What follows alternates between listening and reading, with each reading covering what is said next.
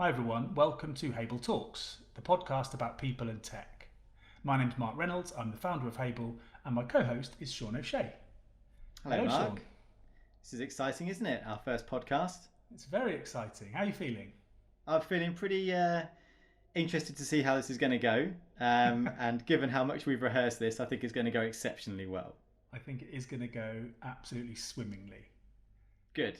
We've both got new lockdown beards for the people watching this on video. I think they'll be very excited about that. And the people watching on audio, they won't know what our beards look like, so we can really exaggerate how good they are. Well, if we were to describe each other's beards, then I think I come across as kind of a strong Viking type, and you would be more of a later on in your career type of had a tough time type of beard. I'm now looking at myself. There was a little bit of grey, just a small smidgen. Salt and pepper, kind of George Clooney vibe for those listening. Do you think we should move on from beards and tell people what we're going to be talking about and who we are, perhaps, at this stage? Good idea. Let's start with that. So my name's Mark Reynolds. As I said, I'm the founder of Hable. Used to work at Microsoft and then left to start this business about 6 years ago. Sure. Yeah, and similarly, so I was at Microsoft as well. I'm the managing director here, and about 2.5 years ago, or just a bit less than that, we had a conversation where you enticed me over to work with you. We both, for people that don't know us, we both worked at Microsoft. I was there for 10 years. Mark, as you said, was there for about 5 years. We both worked in a public sector team. So we know Microsoft really well, and I think it's safe to say we had a great time there. There was, incidents of us being in a jacuzzi together in the education team, which will be, later episodes. If you want to tune in and listen to that particular Let's not do story. that episode 1. Okay. I think the jacuzzi can stay hidden for at least a few more episodes. Okay, fine. I'll move on from that. We'll keep it very family friendly for the first one then. You should. What I think you should tell people is why you quit your very well paid job to join a small company called Hable. My very well paid job on a good career trajectory with a young family and a good mortgage behind me. Yes. Why would I make that decision to join? It was a very different shaped company at that point as well, wasn't it, when I joined 2 years ago? And I think the main answer to that question is the opportunity was just too good to say no to. To be a managing director at a small growing company, before I was 40, we have quite a difference in our age range between you and I, was a really good chance for me to test myself. And I think the big thing for me was that it scared the life out of me.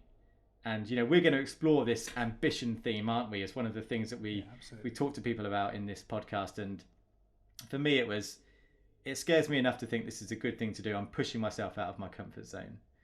So that's probably why I did it. But similarly for you, if it scared me and I was joining something that was established, I mean, how did you feel about that? That decision was enormous for you to leave Microsoft and then start this whole thing up. Yeah, so I guess that is an important part of the backstory. So I essentially always wanted to run my own business. That's how I think about it. I'd worked for other people for 15 years. Obviously, we are different generations, as Sean was delighted to find out recently. Fractionally, I'm talking like we're both on the cusp, but technically we are different generations, Sean, just. And I'd worked for other people for all my career and knew I always wanted to start my own business. So I finally got brave enough in 2014, handed my notice in to a guy called Chris Perkins at Microsoft, was terrified walking into the room, and then drove home thinking, help, what have I done? Worked my notice, and then I left on New Year's Eve 2014, and then handed in my pass, handed in my laptop, and then again drove home going, oh my God, what have I done? And so start of 2015, Hable was just me essentially, and we've grown kind of organically from then. And now I've got a fantastic team where we're 32 people, I think, as of the recording of this episode. And life's good. So, taking a risk was an important part of it, but I figured I could always go back and get an IT job for somebody else if it didn't work out. And so clearly I'm grateful it has. So that's a bit of background. And I guess that's why both Sean and I left Microsoft to work at Hable. Yeah, no, and I think one of the things that hopefully our listeners will learn about as we go through this is I think you have a really interesting take on why this was important to you and that passion you have for the education system and how it prepares you for the world of work. We'll be exploring these types of things with the guests we have on, but it might be good to have a quick, summary of where your head's at with that, because I find that a really interesting topic with you. Yeah, I mean, I think the summary is the education system doesn't prepare you for being an entrepreneur. It doesn't prepare you for starting a business. You know, I got good grades, I enjoyed school, I enjoyed university, and then I started out working for somebody else in a fairly low level job because I didn't really know what I wanted to do. School didn't help me work out what I wanted to do. I knew I was ambitious, but I didn't know what path my career would take, and it certainly didn't give me any of the skills I've had to learn in running a business. And so the last 6 years has been self-taught. You know, you read a lot, you listen to a lot of podcasts, you try and understand bits and pieces from other people who've done it. And I'm really passionate about helping other kids from state schools learn that as well. So we definitely will get into that as the episodes go on, for sure. Yeah, good. Well, why don't we give people a sense of what to expect then from this podcast series if they're tuning in today and thinking, you know, what are the things we're going to be talking about? Could you give us a sense of what that's going to look like? So if they've made it this far, our huge listener base, which hopefully at least will be our mothers and our wives. Yeah. I'm hoping so. Hi, Mum. Hopefully they've stuck with it at least. Everybody else may have gone to make a cup of coffee by now. Who knows? But if you're still with us, here's what to expect from Hable Talks. It's a podcast about people and tech. Obviously, we've got a Microsoft background and Hable is a Microsoft partner. So we will be talking about things relating to technology. But I think the most interesting point will be the intersection between people and how people work and how they live their lives and the technology that they use, whether that's at home or in the workplace. And we've seen that change a huge amount. And I think the timing of that is really, really important because we all now have had to rely on technology for the last year. So the intersection between people and tech, we're going to interview people at Hable, people at Microsoft, we're going to interview some of our customers and some other eminent thinkers around this kind of area. So that's really what this is about. And I know you want to talk in particular about the future of work, don't you? That's your kind of passion in this. Yeah, I find it fascinating where we are right now. I know, you know, at the point of recording, we're still in the pandemic, and we're kind of at the first stage of easing out of that lockdown, and we have lots of conversations every week, it seems, about this hybrid workplace or hybrid way of working, but certainly a look at what does the future of work look like. And because we work with so many different shapes, sizes of customers across all different types of sectors, it's a really interesting discussion I think we're part of at the moment, and a really enjoyable and interesting one to see how people are responding to that. You know, when I joined Hable, I'd come from a background where it was very public sector focused, the work that I'd been exposed to. And because then I was working with lots of different sectors at that point a couple of years ago, I started to see those consistent things, those commonalities about how workplaces were structured. You know, we still are predominantly a 9 to 5, Monday to Friday country, and that's, you know, way back from the industrial revolution time. Whatever sector you are exposed to, there's some really consistent ways of working, whether it's cultural, whether it's behavioural, etc. And I find that fascinating that that's been the case for a long, long time. And then suddenly the pandemic happens and it shifts everything, and it's made people rethink things. And it could be that we go back to what we've always done, you know, in a year or two's time. But equally, it could be a really different seismic shift in how all this works. And I'm really interested in exploring that with some of the people we'll bring onto this series. Yeah, I think that makes it exciting because we don't know what the next 6 months even is going to look like as people work out what the future of work looks like. So people and technology and the future of the workplace is the work-related stuff. What we're also going to do with our guests, though, is try and get to know a bit about them. And so to give you a flavour of that, I'm going to ask Sean 3 questions that get a bit more of a sense of who he is outside of work. First one, Sean, is why don't you tell everybody what football team you support? Yes, I'd be delighted to. Thank you, Mark. So this is obviously a real scorer on the popularity stakes. So I was born in Essex and therefore am a Manchester United fan. But I have been a season ticket holder. I was a season ticket holder for 3 years. So I think that gets me out of the prawn sandwich brigade category. Yeah. He did drive past Manchester at least once, didn't you? I did. I saw it. Yeah. Thanks. Good. So Man United fan. That's what you know about Sean so far.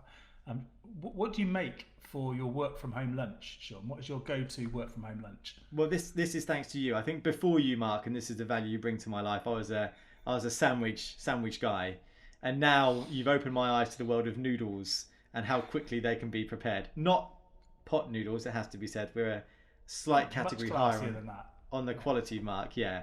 But the packaged noodles that you get from Amazon in a pack of 20, that's where I live. Quick, warm food that you can add stuff to, yeah. Solid lunch.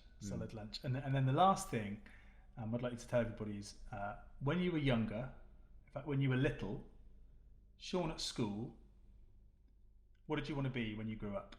Yeah, so the consistent thing for me was an architect. That's what I found fascinating. And I spent my time, and I've still got some drawings actually, of when I was a kid, drawing pictures of buildings. Castles was a big favourite, but I was fascinated by how buildings looked, the shape of them, and then trying to draw them and create new ones. And that lived with me for a long time throughout my childhood. So it's not too late, Sean. It's not too late. You might get to design your own building one day. Who knows? For me, I think out of the two of us, it's not too late. Yeah, I think you're right. And so I have the opportunity to reciprocate now, don't I, with these 3 questions? I suppose so, yeah. I think that's okay. And they have to be the same 3 questions, I assume, to make this fair. If you want to, yeah. Or you could freestyle it. I really don't mind. No, I think I'll go with the tried and tested. Okay. So, Mark, tell me the first question then. Who is your football team that you support? So I support Aston Villa, which has made me the subject of ridicule for many, many years. This year isn't too bad. You know, we're okay. We're not going to get relegated, and we're doing all right. And I've also forced all my sons to support Villa, and they've hated me for most of their lives until this season, where they actually think we're an okay team. So yes, I'm a Villa fan. Okay, good. All right. So second question then, and I'm hoping this is going to be a really interesting answer now, Mark, because this is your question. So what's your favourite lunch, Mark? So I did think about this, and I thought that my sandwich wouldn't be particularly interesting to people, but my cup of soup speciality at the moment. Can we get sponsored by food brands? Is that a thing? I think, once we've got millions of followers. Yeah, maybe. Okay, possibly when we get a bit better, maybe. Okay, so my current favourite cup of soup is Ainsley Harriet's hot and sour Szechuan soup. True story. So I love Asian food, and it's the Ainsley Harriet range that I'm drinking at the moment, Sean. I'm particularly impressed you managed to say that, because there's a lot of opportunity for you to slip up there in hot that. And sour Szechuan soup. You did very well. Okay, so you borderline made it interesting, didn't you? I think, which was impressive. All right, so your third question then. Way back when, in the ages before internet, before computers, before typewriters, when we were, I think, using chalk and rock to write on. What were you as a child? What were your aspirations? What were you dreaming to be when you were older? So taking you back to 1986 and the World Cup, I wanted to be a footballer. I wanted to be specifically Gary Lineker.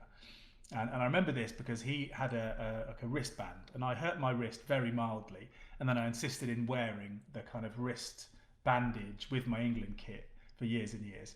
By the time I was about 10, I realised I wasn't going to be a professional footballer, but that's what I wanted to be when I was little. Around the uni time, if you'd have asked me, I'd have said I wanted to run a record label. And I love music, I always have, and I used to make money putting on gigs and stuff like that through uni. So the plan was finish my degree in English and then go and run a record label. Of course, like everyone else who's got an English degree, I ended up working in IT. So I didn't get to do either of the things I thought I would do when I was little. I'm really fascinated to see, when we ask this question for our guests, if anybody is doing the job they thought they were going to be doing or hoped to be doing when they were younger. And we should probably celebrate or call that out when those two things align.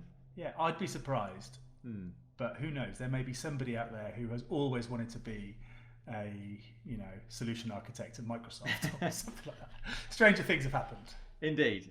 But that's the sense of what we're going to be doing on the podcast. We're talking about these types of themes, talking about people, technology, future of work, hopefully some really interesting some guest speakers, etc.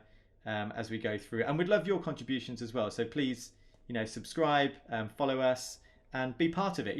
Contribute, tell us what you'd like us to talk about, give us some suggestions, and we'd love to hear them. Yeah, we've got some great guests lined up, so please do subscribe if you're listening on an audio podcast, or follow us on LinkedIn and Twitter, which is @Hable UK. So that was episode 1. Thanks for making it to the end, and we'll hopefully see you next time.